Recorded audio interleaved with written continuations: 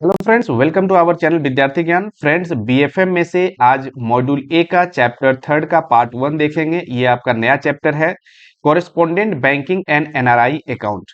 इसमें से यदि पूरे चैप्टर की बात करें तो क्या क्या पढ़ना है। फर्स्ट टॉपिक आपका correspondent banking and function of its, क्या इसके फंक्शंस होते हैं कॉरेस्पोंडेंट बैंकिंग के, ये होते क्या है इसके बारे में देखेंगे। नोस्ट्रो अकाउंट क्या है, vostro, loro and mirror accounts क्या होते हैं। इलेक्ट्रॉनिक मोड्स ऑफ पेमेंट जैसे कि आपका स्विफ्ट हो गया, चिप्स, चैप्स, आरटीजीएस, नेफ्ट और भी है, इसके बारे में हम लोग देखेंगे किस प्रकार से ये फंक्शन करता है, क्या है इसमें, है ना। उसके बाद है एनआरआई, पीआईओ, ओसीआई, ओसीबी, ये सारी चीजों के बारे में डिस्कशन होगा, क्या होते हैं एनआरआई अकाउंट्स जैसे कि एनआरई, एनआरओ, एफसीएनआरबी, एसएनआरआर, ये कौन से अकाउंट होते हैं, इसमें क्या क्या फैसिलिटीज होती है, और फाइनली फैसिलिटी क्या क्या एनआरआई को दिया जा सकता है, ये सारी चीजों का डिस्कशन इस चैप्टर में होगा। ठीक है, तो बहुत आसान चैप्टर है, बहुत ज्यादा मुश्किल है नहीं, अच्छे ढंग से करिए, यदि क्वेश्चन आते हैं तो आसानी से आप बना पाएंगे। ठीक है, आज जो हम डिस्कस करने वाले हैं ये तीन टॉपिक को, फर्स्ट के तीन टॉपिक को हम डिस्कशन करेंगे। देखिए, सबसे पहले आप समझिए कि कॉरेस्पोंडेंट का मतलब क्या होता है, कॉरेस्पोंडेंट बैंकिंग का क्या मतलब होता है। ठीक है, इसके लिए आप एग्जांपल लेकर के हम लोग समझते हैं, जैसे कि पीएनबी है। ठीक है, तो पीएनबी का हर जगह ब्रांच अवेलेबल नहीं हो सकता है, हर गांव में देखा जाए तो ब्रांच नहीं हो सकता है। ठीक है, एज पर आरबीआई पॉलिसी भी और बैंक के कॉस्ट के आधार पर भी देखा जाए तो संभव नहीं है। तो इसके लिए क्या है, इसके लिए आपने नाम सुना होगा बीसी, बिजनेस कॉरेस्पोंडेंट और बिजनेस फैसिलिटेटर का, है ना। जो छोटे छोटे मतलब जो गांवों में है, वो क्या है कि अपना एक जो बैंक, जो काम, जो बैंक की एक ब्रांच है ना, वो जैसे छोटे छोटे काम आपका कह सकते हैं कि डिपॉजिट को एक्सेप्ट करना, पेमेंट को करना, अकाउंट ओपन करना, ये सारे काम को किए जाते हैं उसके माध्यम से। ठीक है, तो उस तरह से क्या हुआ कि एक भीड़ जो ब्रांच में आ सकती थी, उसे वो क्या कर रहा है कि हेल्प कर रहा है, उसको बाहर ही रख रहा है। तो ये क्या किया, बैंक को हेल्प कर रहा है ना, बैंक के एक एजेंट के रूप में काम कर रहा है। ठीक है, ये जो बिजनेस कॉरेस्पोंडेंट है, बैंक के एक एजेंट के रूप में काम कर रहा है, यही आपका कॉरेस्पोंडेंट बैंकिंग कहलाता है। ठीक है, ये कॉरेस्पोंडेंट बैंकिंग की, जब बैंकिंग जो है किसी एजेंट के रूप में किसी दूसरे से काम लेता है ना, जो बैंक का जो फंक्शंस है उसे कुछ पार्ट को वहां से वो करवाता है, तो ये जो फंक्शंस है वो कॉरेस्पोंडेंट बैंकिंग कहलाता है। लेकिन चूंकि हम पढ़ रहे हैं इंटरनेशनल बैंकिंग, तो इंटरनेशनल बैंकिंग में कॉरेस्पोंडेंट बैंकिंग का मतलब हो गया कि जब एक कंट्री से बाहर दूसरे कंट्री में जो बैंक के जो फंक्शंस है उसमें जब हेल्प किया जाता है, हेल्प लिया जाता है दूसरे बैंक से, बाहर से, तो वो आपका कॉरेस्पोंडेंट बैंकिंग कहलाएगा इंटरनेशनल बैंकिंग के टर्म में। ठीक है, आप समझिए क्या कह रहा है कि a correspondent banking is an financial institutions that provides services on behalf of another financial institutions। एक financial institution दूसरे financial institutions के behalf में जब काम करता है तो वो correspondent banking कहलाता है, जब banking के टर्म में हम देखें तो। ठीक है, इट इंक्लूड्स सर्विसेज लाइक, जैसे क्या है कि फंड्स ट्रांसफर करना, सेटलमेंट करना, जो आपके बिल्स होते हैं उसके, चेक क्लियरिंग्स वगैरह, है ना, इन्वेस्टमेंट करना, गारंटीज प्रोवाइड करना, ये सारे फंक्शंस जब किए जाते हैं एक इंस्टीट्यूशन दूसरे इंस्टीट्यूशंस के बिहाफ में करते हैं, है ना, एज एजेंट, तो वैसे बैंकिंग ही कॉरेस्पोंडेंट बैंकिंग कहलाता है। अब आपको क्लियर हो गया होगा। ठीक है, आगे बढ़ते हैं। Domestic banks can serve their international client and gain access to foreign financial market by using correspondent banks rather than setting up branches overseas। वही कह रहा है कि एक डोमेस्टिक बैंक है, इंडिया का बैंक है, वो बाहर में भी अपने कस्टमर को सर्व कर सकता है, और बिना वहां पे ब्रांच खोले, बिना अपना कोस्ट उसमें इन्वॉल्व किए, है ना। तो कैसे कर सकता है, ये कॉरेस्पोंडेंट बैंकिंग के माध्यम से ही कर सकता है। ठीक है, बात समझ में आ रही है।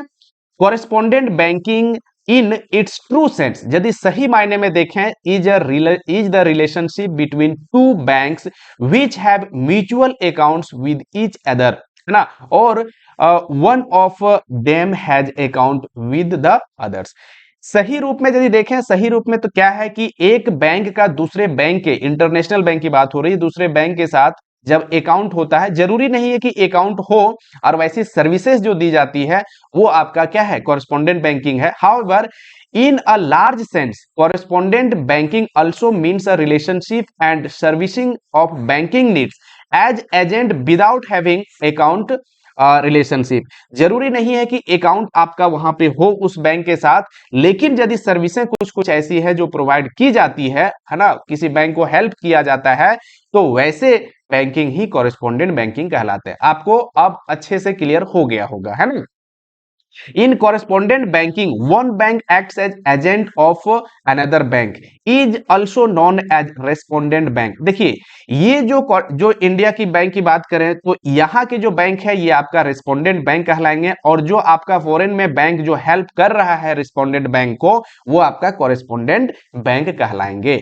तो इस तरह से आपको कोई कंफ्यूजन इसमें नहीं होगा, ठीक है। फंक्शंस ऑफ कॉरेस्पोंडेंट बैंक, इसे हम समझते हैं क्या क्या फंक्शंस है। तो ये दो बेसिस पे देखा जाएगा, एक है कि अकाउंट सर्विसेज एंड आपका दूसरा जो बेसिस है अदर सर्विसेज। अकाउंट सर्विसेज में क्या होगा कि अकाउंट मेंटेन होना जरूरी होता है उस बैंक के साथ, कॉरेस्पोंडेंट बैंक के साथ, है ना। उसमें से फर्स्ट सर्विस की बात करें तो क्लियरिंग हाउस फंक्शन, जिस प्रकार से क्लियरिंग हाउस का फंक्शन होता है कि आउटवर्ड और इनवर्ड पेमेंट को हैंडल करना, ठीक है। कलेक्शन हो गया कि कलेक्शन जैसे एक्सपोर्ट और इंपोर्ट बिल है, चेक्स है, उस चीज का कलेक्शन करना, और ड्यू डेट जब आता है तो उस चीज का पेमेंट करना, ठीक है। तो ये सारी चीजों का भी फंक्शंस जब अकाउंट सर्विस में हम देखते हैं तो ये सारे होते हैं। Overdraft and loan facility, overdraft loan facility क्या है कि यदि आपका रिस्पोंडेंट बैंक को फंड्स की जरूरत पड़ती है, डोमेस्टिक बैंक है उसको फंड्स की जरूरत पड़ती है, तो भी कॉरेस्पोंडेंट बैंक से ओवरड्राफ्ट लोन फैसिलिटी वो ले सकता है, ठीक है। और या तो फिर उसके जो क्लाइंट है, जो डोमेस्टिक बैंक है, जो रिस्पोंडेंट बैंक है, उसके जो क्लाइंट है फॉरेन में, उसे भी यदि लोन की फैसिलिटी की जरूरत है तो वो भी प्रोवाइड करवाया जाता है कॉरेस्पोंडेंट बैंकिंग के माध्यम से, ठीक है। इन्वेस्टमेंट की बात करें तो यदि डोमेस्टिक बैंक है उसका जो वहां अकाउंट मेंटेन हो रहा है, तो जो मिनिमम आपको बैलेंस मेंटेन करना है उससे यदि ज्यादा है तो उस चीज का वो इन्वेस्टमेंट के लिए भी कॉरेस्पोंडेंट बैंकिंग के माध्यम से किया जाता है, ठीक है। समझ में आ रहा है। या तो उसके जो क्लाइंट हैं वो भी यदि इन्वेस्ट करते हैं तो भी कॉरेस्पोंडेंट बैंकिंग के माध्यम से उसे इन्वेस्टमेंट की फैसिलिटी दी जाती है, ठीक है। क्योंकि इंडिया में रह करके सारी फैसिलिटी तो फॉरेन के जो कस्टमर है, क्लाइंट है, उसे तो प्रोवाइड नहीं किया जाएगा, तो ऐसे केस में कॉरेस्पोंडेंट बैंक जो है वो सारे फंक्शंस को परफॉर्म करते हैं, ठीक है फ्रेंड्स। देखिए, other services, these services would not normally require account relationship। Account maintain नहीं किया जाता है, ऐसे में जरूरी नहीं है ये जो अभी फॉलोइंग सर्विसेज है उसके लिए कि कॉरेस्पोंडेंट बैंक का, आपका रिस्पोंडेंट बैंक का कॉरेस्पोंडेंट बैंक के साथ अकाउंट मेंटेन होना हो, ऐसा जरूरी नहीं है। जैसे आपका लेटर ऑफ क्रेडिट एडवाइजिंग हो गया कि लेटर ऑफ क्रेडिट ओपन किया गया है तो एक एडवाइजिंग बैंक होता है फॉरेन कंट्री में, तो वो एडवाइज करता है कि लेटर ऑफ क्रेडिट सही है या किस प्रकार है, ताकि बेनिफिशियरी को उस पर कॉन्फिडेंस आए। यदि उसमें भी कॉन्फिडेंस नहीं आता है तो कंफर्मिंग बैंक का रोल आता है जो लेटर ऑफ क्रेडिट का कंफर्मेशन देता है। तो ये सारे फंक्शन जो है वो ऐसे फंक्शन है जिसमें अकाउंट मेंटेन होना जरूरी नहीं है आपका रेस्पोंडेंट बैंक का कॉरेस्पोंडेंट बैंक के साथ में, ठीक है। तो ये सारी सर्विसेज को बस याद रखिए, बस ये है कि इसमें अकाउंट मेंटेन होना जरूरी नहीं है, इतना ही है, बहुत ज्यादा इसमें बर्डन नहीं लेना है। जो सर्विसेज है वो सर्विसेज हम आगे जब लेटर ऑफ क्रेडिट पढ़ेंगे, नेक्स्ट जब चैप्टर पढ़ेंगे, तो ये इसका क्या मतलब होते हैं जो सर्विसेज है वो आपको समझ में आ जाएगा, ठीक है। देखिए, अब nostro account, vostro account, loro account and mirror account क्या होते हैं इसके बारे में समझिए। ये सबसे पहले तो आप याद रखिए कि ये कोई पब्लिक का अकाउंट नहीं होता है। ये जो अकाउंट होते हैं एक बैंक दूसरे बैंक के साथ जो ओपन करते हैं वैसे ही अकाउंट है, लेकिन उसमें से अलग अलग कंडीशन क्या क्या है जिसके आधार पे हम लोग nostro account, vostro account, loro and mirror account कहते हैं, समझिए। नोस्ट्रो अकाउंट की यदि हम बात करें तो इसमें क्या होता है कि an account maintained by a domestic bank with foreign bank in foreign country in foreign currency is called nostro account. जब कोई डोमेस्टिक बैंक किसी दूसरे कंट्री में, है ना, फॉरेन कंट्री में कोई फॉरेन बैंक के साथ अकाउंट ओपन करते हैं, वो भी फॉरेन करेंसी में जहां पे वो मेंटेन किया जाता है, उस करेंसी, उस कंट्री का जो करेंसी है उसमें जो अकाउंट मेंटेन किए जाते हैं, तो वो डोमेस्टिक बैंक के लिए, है ना, जैसे एसबीआई की बात करें तो वो एसबीआई के लिए वो नोस्ट्रो अकाउंट हो जाएगा।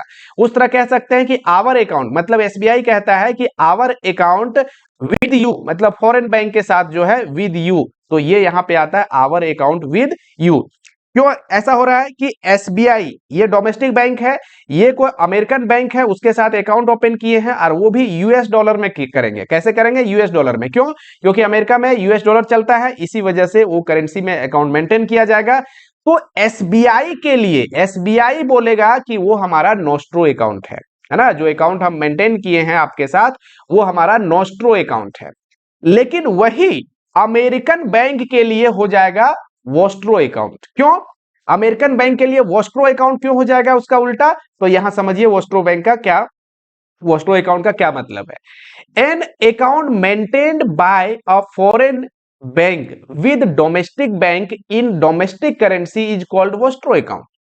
जब डोमेस्टिक बैंक में कोई फॉरेन बैंक अकाउंट मेंटेन करता है डोमेस्टिक बैंक के साथ, और वो भी डोमेस्टिक कंट्री करेंसी में, तो वो अकाउंट जो होंगे वो डोमेस्टिक बैंक के लिए वोस्ट्रो अकाउंट हो जाएंगे। जैसे एसबीआई के लिए वोस्ट्रो अकाउंट हो जाएगा जब एसबीआई में अकाउंट मेंटेन किया गया है कोई फॉरेन बैंक का इंडियन रुपीज में, तो एसबीआई के लिए वो वोस्ट्रो अकाउंट होगा। लेकिन फिर वही फॉरेन बैंक के लिए बात करें तो उसके लिए वो नोस्ट्रो अकाउंट हो जाएगा जब यहां पे मेंटेन किया गया है।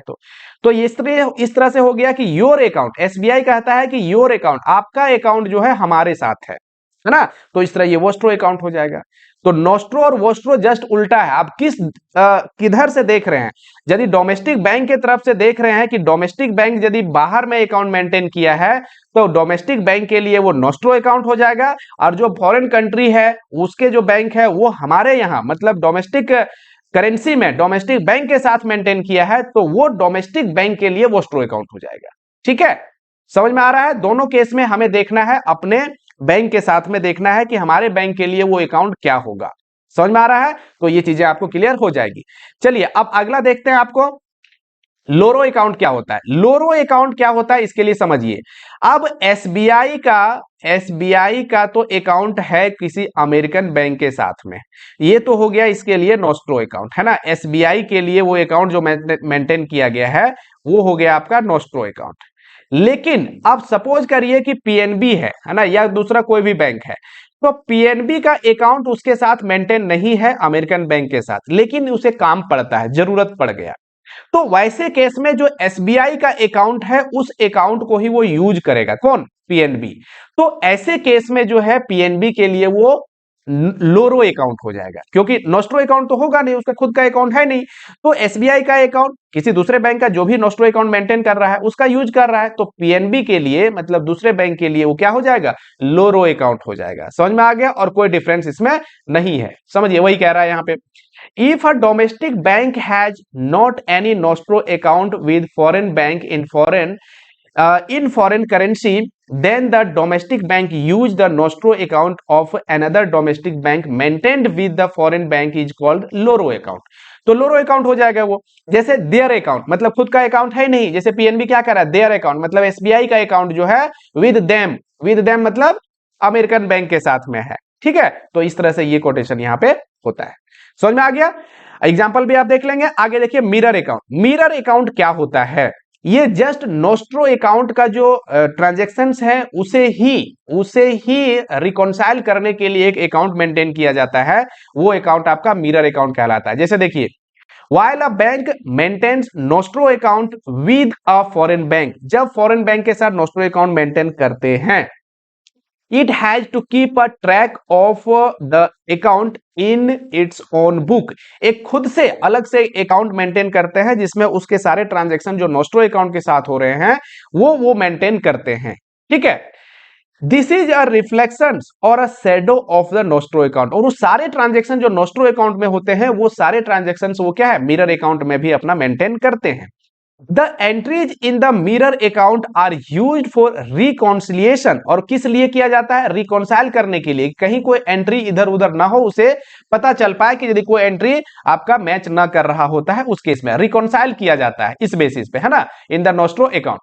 The mirror account is maintained in two currency. ये जरूरी है, ये ध्यान रखिए, ये दो करेंसी में मेंटेन किया जाता है। One of which is the foreign currency, एक तो फॉरेन करेंसी में होता है, and the other one is in home currency, दूसरा आपका होम करेंसी में मेंटेन किया जाता है। तो इस तरह से आपको मिरर अकाउंट भी समझ में आ गया होगा। ठीक है, चलिए अब आगे बढ़ते हैं और हम देखते हैं नेक्स्ट आपका जो टॉपिक है इलेक्ट्रॉनिक मोड ऑफ पेमेंट। जैसे स्विफ्ट हो गया, चिप्स हो गया, चैप्स हो गया, आरटीजीएस हो गया, नेफ्ट हो गया, ये सारी चीजें क्या है ना, ये तो ये है क्या? ये आपका मोड ऑफ पेमेंट है कि जो पेमेंट किए जाते हैं वो किस प्रकार से सेटलमेंट उसका होता है, उसके अलग अलग बेसिस पे होता है, अलग अलग कंट्री में अलग अलग नाम है उसका, उसके बारे में हम लोग समझते हैं। जैसे स्विफ्ट की बात करें तो स्विफ्ट का फुल फॉर्म ज्यादा इंपॉर्टेंट है आपके लिए कि स्विफ्ट क्या होता है। ये आपका society for world wide interbank financial telecommunications, ये फुल फॉर्म आप याद रखिएगा। ये होता क्या है कि ये जस्ट आपका एक कंट्री से दूसरे कंट्री में जो आपका जो मैसेजिंग सिस्टम है उसके लिए ये काम करता है। SWIFT is a global member owned cooperative society and the world's leading provider of more than 11,000 financial institutions spread over the 200 countries of secure financial messaging service। ये क्या है? एक मैसेजिंग सर्विस है कि एक कंट्री का दूसरे कंट्री के साथ जो मैसेजिंग होता है, जो आपका इंफॉर्मेशन के लिए काम किया जाता है, वो स्विफ्ट का रोल वहां पे इंपॉर्टेंट हो जाता है ना। Service provided by the SWIFT are, जैसे क्या है कि मैसेजिंग सॉल्यूशन फॉर बैंकिंग है ना, पेमेंट्स के लिए, ट्रेड फिनेंस मैसेजिंग सॉल्यूशंस जैसे है ना, एक्सपोर्ट इंपोर्ट के लिए जो बिल रियलाइज होता है तो उसके लिए बैंक को जो इंफॉर्मेशन मिलता है वो स्विफ्ट के आधार पे ही दिया जाता है ना। फॉरेन एक्सचेंज, ट्रेजरी, ये सारे फंक्शन जो है वो स्विफ्ट के माध्यम से ही, स्विफ्ट जो कोड होता है सारे का कोड, अलग अलग बैंकों का कोड दिए जाते हैं, तो वो कोड के माध्यम से जो स्विफ्ट के तहत है वो मैसेजिंग सिस्टम दिए जाते हैं ना, मतलब मैसेज प्रोवाइड किया जाता है। कहने का मतलब सेटलमेंट जो होता है वो स्विफ्ट के माध्यम से होता है। नेक्स्ट आपका है चिप्स। चिप्स क्या होता है, इसका भी फुल फॉर्म इंपॉर्टेंट है आपके लिए। चिप्स मतलब हो गया कि clearing house inter bank system, clearing house inter bank payment system, inter bank payment system, ये आपका चिप्स हो गया।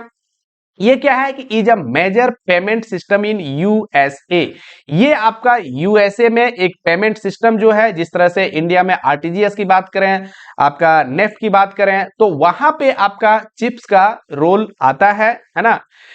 ऑपरेटिंग सिंस 1970, ये जरूरी नहीं है याद रखना आपको, लेकिन ये 1970 से ये फंक्शंस में है ना। It is a fully automated computer based messaging and net settlement payment system used by major bank for settlement of a large part of US dollars payment in the USA. देखिए ये सारी चीजों को ना आपको याद करना ज्यादा जरूरी नहीं, बस इतना आप याद रख लीजिए कि ये जो चिप्स है वो आपका US based payment settlement system है। इसका फुल फॉर्म याद रखिएगा, बहुत ज्यादा आपको याद रखने की जरूरत नहीं है। इसमें जो जैसे कि इंडिया का यदि कोई बैंक है वो नोस्ट्रो अकाउंट मेंटेन कर रहा है तो उसके लिए यूआईडी एक नंबर दिया जाता है जो कि आपका सेटलमेंट में वो हेल्प करता है। ठीक है, बस इतना ही यहाँ पे आप याद रखिए। चलिए नेक्स्ट हम लोग देखते हैं, अगला आपका है फेडवायर। फेडवायर क्या होता है, ये भी आपका एक सेटलमेंट सिस्टम है जो यूएस में काम करता है ना, ये भी एक अमेरिका का ही है जो सेटलमेंट सिस्टम के रूप में काम करता है। जिस तरह से चिप्स था वैसे ही आपका फेडवायर भी काम करता है। ठीक है, इतना ही याद रखना है। नेक्स्ट आपका चैप्स है, ये कहाँ है, ये भी clearing house automated payment system है, चैप्स जिसे बोलते हैं। ये आपका British equivalent to CHAPS, CHIPS जैसा काम करता है वैसा ही ये भी काम करता है, लेकिन ये कहाँ है, ये आपका ब्रिटिश सिस्टम है। ठीक है, समझ में आ जाएगा। तो इसमें भी इतना ही याद रखें, बाकी आपको डेटा याद करने की जरूरत नहीं है। अगला है फ्रेंड्स टारगेट। टारगेट क्या है, ये भी पेमेंट सेटलमेंट सिस्टम है। Trans European automated real time gross settlement express transfer, जो टारगेट बोला जाता है शॉर्ट में, ये भी आपका एक system is a euro payment system है। कहां पे, यूरोपियन कंट्री में ये सिस्टम को यूज किया जाता है। ये भी आपका पेमेंट सेटलमेंट सिस्टम है। ठीक है, इतना ही याद रखेंगे, बहुत ज्यादा इसमें याद मत करिए, क्योंकि डेटा जब याद करेंगे आप, ऐसे भी बहुत ज्यादा इंपॉर्टेंट नहीं है ये। इसमें सिर्फ ये पूछा जा सकता है कि ये किस कंट्री के पेमेंट सेटलमेंट सिस्टम है, या इसके फुल फॉर्म पूछे जाएंगे, इससे ज्यादा आपका नहीं पूछा जाएगा। ठीक है, अगला आपका है आरटीजीएस प्लस। इसे आप समझिए थोड़ा सा, आरटीजीएस प्लस क्या होता है। आरटीजीएस, एक तो आरटीजीएस होता है जो इंडिया में पेमेंट सिस्टम के रूप में काम करता है, लेकिन यहाँ पे आरटीजीएस प्लस है, ये इंडिया का नहीं है। ये क्या है कि these are other euro clearing system. अभी हमने पढ़ा ना, इससे पहले टारगेट के बारे में पढ़ा, तो ये भी आपका जो है वो यूरोपियन कंट्री में इसका यूज किया जाता है, यूरो क्लियरिंग सिस्टम है। With RTGS plus being a German hybrid clearing system and operating as a European oriented real-time gross settlement and payment system, RTGS Plus has over 19 participants। आपको data याद नहीं रखना है। ठीक है, तो ये भी क्या हो गया, ये भी यूरोपियन पेमेंट सिस्टम है, इसे आप याद रखेंगे। अगला आपका है कि the EBA clearing. EBA clearing क्या है, ये भी पेमेंट सिस्टम है। जैसे उसमें से जो ईबीए क्लियरिंग सिस्टम है, ये आपका यूरो 1 के रूप में, स्टेप 1 एंड स्टेप 2 के रूप में काम करता है। जैसे क्या है कि इट इज अब यूरो 1 की बात करें तो it is with a membership of 53 stake holders bank. तो 53 स्टेक होल्डर जो 53 बैंक्स है वो मिलकर के इसको चलाते हैं in all the European union member countries. जो यूरोपियन यूनियन के मेंबर कंट्री है उसमें से 53 स्टेक होल्डर्स मिलकर के इस चीज को चलाते हैं। It is RTGS equivalent large value payment systems that settle large amount transactions with high and priority basis.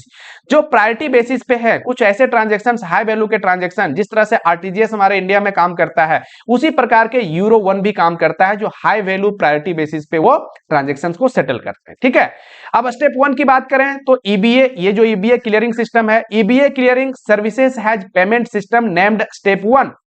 ये किसके लिए है कि for small and medium size bank for payment settlement systems for of large amount transactions with high and priority basis. ये small and medium bank इस चीज को use करता है। ठीक है, लास्ट आपका है कि step 2। Step 2 is also in use in European Union zone है, वहां पे इससे भी यूज किया जाता है। Which facilitate straight through processing STP. STP क्या होता है, जहां ऑटोमेटिक जो फंक्शंस होते हैं वो एसटीपी बोले जाते हैं। ठीक है, तो वहां भी ये एसटीपी के रूप में काम करता है टू मेंबर बैंक, है ना, जो इसके लिए जो बैंक से इस चीज से जुड़े होते हैं स्टेप 2 से, उसके लिए ये सारे फंक्शंस करते हैं। Step 2 is a pan European automated clearing house, है ना, PACH for retail payment in euro. Actually ये जो स्टेप 2 है ये पेन आपका यूरोपियन, ये पूरा यूरोपियन यूनियन जो है ना, पैन यूरोपियन यूनियन, उसमें सारे में ये स्टेप 2 को यूज किए जाते हैं। ठीक है, तो ये सारी चीज को बस इतना याद रखना है आपको कि कौन सा फंक्शंस कहां पे होते हैं और उसके फुल फॉर्म क्या होते हैं, बहुत ज्यादा इसमें याद रखने की जरूरत नहीं है। जो आपको समझना है आरटीजीएस और नेफ्ट, इसके बारे में ऑलरेडी आपको जानकारी होगी ही, लेकिन मैं थोड़ा सा बता दूं कि आरटीजीएस जो होता है वो इंडिया में यूज हो जाता है। आरटीजीएस आपका Reserve Bank of India has implemented real time gross settlement RTGS system for banks in India where banks can remit funds to other banks through his system, है ना, through this system. RTGS system is managed by IDBRT. ये याद रखिएगा, ये जो manage किया जाता है आईडीबीआरटी के द्वारा, जो हैदराबाद में एस्टेब्लिश्ड है, वहां के द्वारा ये मतलब आईडीबीआरटी के द्वारा ये जो फंक्शंस हैं आरटीजीएस का उसे परफॉर्म करवाया जाता है। Which connect all banks to a central server maintained at RBI. जो सेंट्रल सर्वर है आरबीआई के पास है, उसके द्वारा ये सारे फंक्शंस किए जाते हैं आरटीजीएस का, लेकिन जो मैनेज किया जाता है वो आईडीबीआरटी हैदराबाद है, उसके द्वारा किया जाता है। समझ में आ रहा है? Each bank maintain a pool account. अब इसके लिए आरबीआई के साथ सारे बैंकों का एक पूल अकाउंट खोला जाता है। अपर लिमिट कुछ नहीं है, लेकिन मिनिमम आपके 2 लाख होने चाहिए इसके लिए। लेकिन आपका 14 दिसंबर 2020 की बात करें तो उसके बाद ये जो फंक्शन है ये 24/7 आपका अवेलेबल होता है। ठीक है, पहले टाइमिंग था कि जो बैंक का टाइमिंग है उसके आधार पे इसके टाइमिंग सेट किए गए थे, लेकिन अब ये 24/7 वर्क करता है। नेफ्ट और आरटीजीएस की बात करें तो नेफ्ट की बात करें तो क्या होता है, this is another fund transfer facility for bank in India which runs on a batch process method. ये इंपॉर्टेंट है। ये आपका जो था ये आरटीजीएस रियल टाइम है। रियल टाइम मतलब जैसे ही आपने क्लिक किया, जैसे ही ट्रांजैक्शन आपका कंप्लीट हुआ, ये सेटलमेंट इसका हो जाता है। ये आपका रियल टाइम में कहलाता है ना, समझ में आ रहा है। लेकिन नेफ्ट जो है आपका बैच प्रोसेसिंग है। इसके लिए एक बैच चलते हैं कि कुछ आपका इकट्ठा होता है ट्रांजैक्शन, उसके बाद उसका जो सेटलमेंट है वो होता है, और उसके बाद ये सेटलमेंट जो है दूसरों बैंक के साथ वो परफॉर्म होता है। मतलब जहां पे क्रेडिट होना है अकाउंट, वहां पे क्रेडिट होता है, एक बैच प्रोसेस के आधार पे चलता है। ठीक है, the funds adjustment of for NEFT is also done through the pool accounts maintained with RBI by individual bank। इसमें भी RBI के साथ एक पूल अकाउंट को मेंटेन किया जाता है सारे बैंकों का। ठीक है, नेशनल इलेक्ट्रॉनिक फंड ट्रांसफर, इसका फुल फॉर्म जो हो गया, system presently settle the funds transfer settlement at half hours intervals have been introduced. ये जो प्रोसेसिंग है, ये जो प्रोसेसिंग जो होता है, इसका जो बैच के थ्रू प्रोसेस होता है, उसमें जो टाइम लगता है वो आपका अभी जो टाइम मेंशन किया गया है वो हाफ आवर्स का है ना, मतलब आधे घंटे में ये सेटलमेंट आपका कंप्लीट हो जाता है। ठीक है, हालांकि बैंकों के साथ जो सेटलमेंट होता है, एक बैंक का दूसरे बैंक के साथ जो एक फंड का होता है, वो एडजस्टमेंट आपका इमीडिएटली हो जाता है। लेकिन जो बेनिफिशियरी के अकाउंट है वो उसमें आपका विद इन 30 मिनट्स वो फंड्स को एडजस्ट होना होता है। ठीक है, 30 मिनट्स उसमें लगते हैं, मैक्सिमम आपके लग सकते हैं, लेकिन बैंक के साथ, एक बैंक के दूसरे बैंक के साथ जो ट्रांजैक्शन पहले होता है वो आपका इमीडिएट हो जाता है, रियल टाइम में हो जाता है। ठीक है, तो इस तरह से ये भी आपका नेफ्ट और आरटीजीएस समझ में आ गया होगा। हालांकि ये चीज पहले से आप समझ ही रहे होंगे। और आज का जो चैप्टर है यहीं पे आप, आज का जो टॉपिक है वो यहीं पे आपका समाप्त होता है। आगे हम लोग एनआरआई के बारे में डिस्कस करेंगे, जो बहुत ज्यादा इंपॉर्टेंट टॉपिक आपके लिए हो सकता है। तो आगे मिलते हैं दूसरे वीडियो में, तब तक के लिए अब अच्छे से पढ़ाई करते रहिए। Thank you.